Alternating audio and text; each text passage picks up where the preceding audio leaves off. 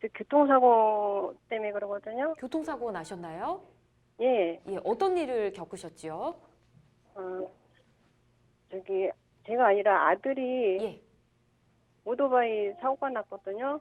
네, 음, 운전면허 정지 상태에서 예, 시, 신호등 횡단보도에서 사고가 났어요. 예, 그래서 나이 드신 분이 지금 다쳐서 예, 육주가 나왔거든요. 예, 그래서 그쪽 피해자 측하고 합의를 못 봤어요, 지금. 예,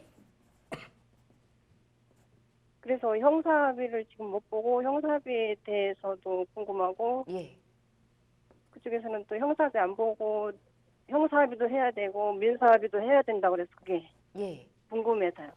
아, 그렇군요. 알겠습니다. 형사합의, 민사합의 모두 해야 예, 한다. 뭔가 지금 진행이 예, 잘 안 되고 있는 모양인데 좀 자세한 이야기 권윤주 변호사님과 이야기 나눠보도록 할게요. 궁금한 점이 더 있으실 것 같거든요. 네, 안녕하세요. 권윤주 변호사입니다. 네, 네, 네, 그 어머니께서 아드님 문제로 걱정이 참 많으실 것 같습니다. 네, 예, 제가 몇 가지 여쭤보겠습니다. 혹시 예, 아드님께서 그 법원에서 형사재판 출석을 받으라는 그런 명령 소환장을 받으셨나요? 네. 그 재판이 지금 진행 절차가 어느 정도 되셨어요? 잘 안 들려요. 아, 재판이 뭐 첫 번째로 부르셨나요? 아니면 몇 번 정도 재판을 출석을 첫 이미 번이에요. 하셨나요? 아, 이제 처음 처음 하시는 봤어요. 건가요? 네. 그러면 이제까지 그 피해자분들하고의 연락은 몇 번 정도 어떤 방식으로 취하셨어요? 계속 병원에 제가 몇 번 갔어요. 아, 어머니께서 직접 가시고요. 예, 그러면 아들도 갔었고. 아들도 가시고, 그러면 그때 그 피해자분들 쪽에서는 어머니나 아드님께 어떤 말씀을 하시던가요? 형사 합의를 해, 하려면 하고 그렇지 네. 않으면 안 하셔도 된다고 그러더라고요. 아, 그러면은 지금 뭐 금액이나 구체적으로 어떤 합의를 하자 이런 제안을 들은 건 없으세요? 있어요. 얼마를 뭐 제안을 하셨나요? 600, 저기 경찰 조사에서는 600, 예. 검찰 조사에서는 1200, 아, 좀 올라가네요.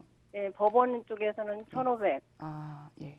그래서 어머니께서는 거기에 대해서 어떤 답변을 하고 계신가요, 아니, 현재? 제가 그래서 예. 처음에 저희도 못 살고 예. 저도 지금 폐암수술하고서 예. 저도 돈이 없어요. 그래서 네. 처음에 한 200 얘기했어요. 예. 그래서 연락이 없어서 네. 다시 피해자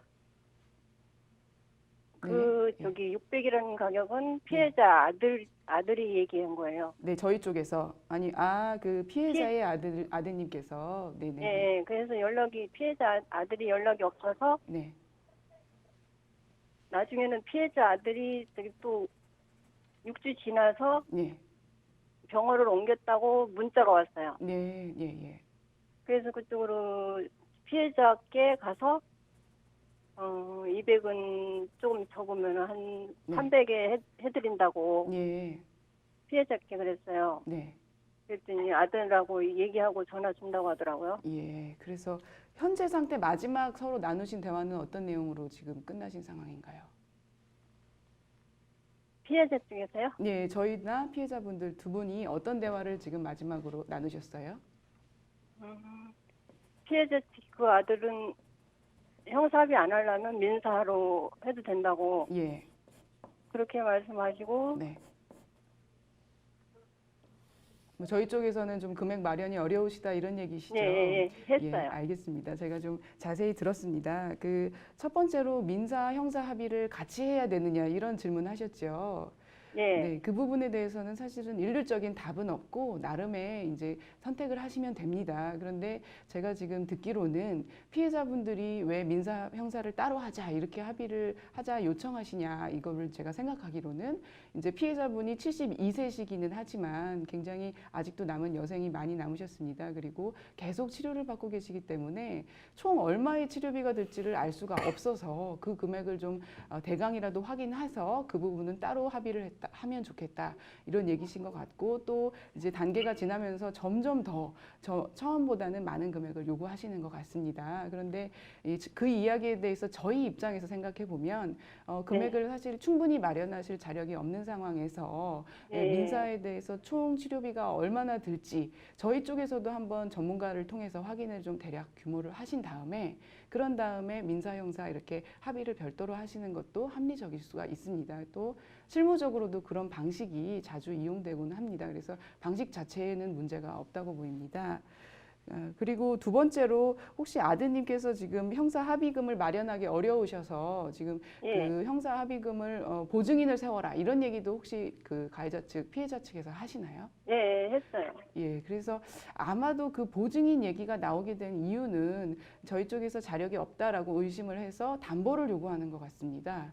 맞으시죠? 그럼 담보는 그러면 아들 명의로 된 걸 말하나요?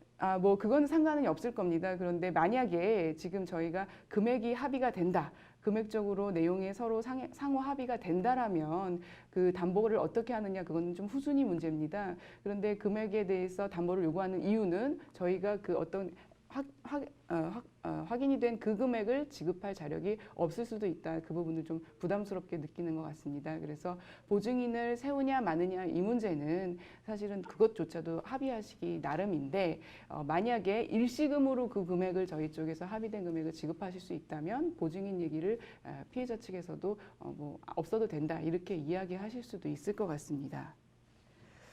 그리고 저기 민사로 저희가 합의가 안 되면 어떻게 되나요?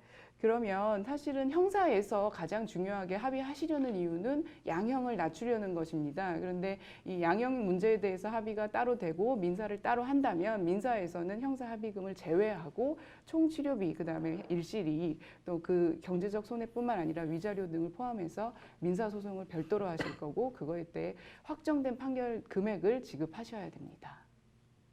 혹시 그리고 변호사님 이 민사에 대해서 합의금을 못하고 네. 아들이 벌을 받게 되면 어떻게 되나요? 그 부분에 대해서 말씀드리자면은 지금 업무상 과실치상죄의 그 죄명인 것 같습니다. 그런데 그 부분에 대해서 지금 대법원 양형 기준표에서는 4에서 6개월 그 정도가 이제 기본 형량이고요. 그리고 가중 요소가 있으면 8개월 이상, 감경 요소가 있으면 6개월 미만입니다. 그런데 지금 혹시 아드님께서 형사처벌 전력이 없으신가요? 이때까지?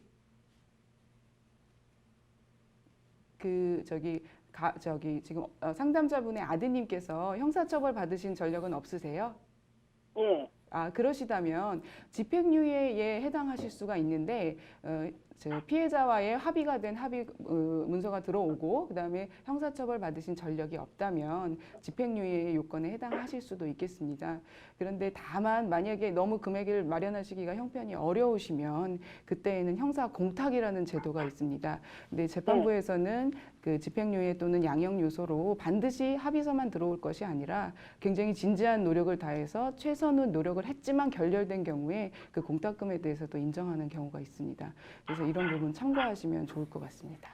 알겠습니다. 잘 네. 들었습니다. 네, 감사합니다. 네.